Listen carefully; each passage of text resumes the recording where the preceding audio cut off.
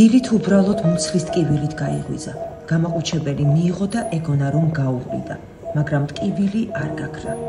იმ ღამეს იყო სასწრაფო, საავადმყოფო, პანკრეატიტი, ჟანგბადის უკმარისობა. როდესაც ინტენსიური თერაპიის განყოფილებაში გადაჰყავდათ, გული გაუჩერდა. ახლა სიცოცხლესა და სიბნელე შორის არის გაჭედილი. თვალებს ახელს, მაგრამ ვერ ხედავს. ესმის, მაგრამ ვერ პასუხობს. ეს შალვა პეტროსიანია, 38 წლის, უბრალო მშრომელი ადამიანი, რომელიც ყოველთვის იბრძოდა, არასდროს წუწუნებდა.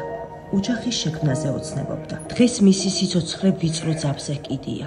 მას რეაბილიტაცია სჭირდება, გონზე მოსვლის, მეტყველებისა და მოძრაობის შანსი. მან ერთხელ უკვე დაამარცხა სიკვდილი და ამის გაკეთება ისევ შეუძლია თუ დავეხმარებით. ზოგჯერ ერთი კეთილი ქმედება ბედის წერაზე ძლიერია.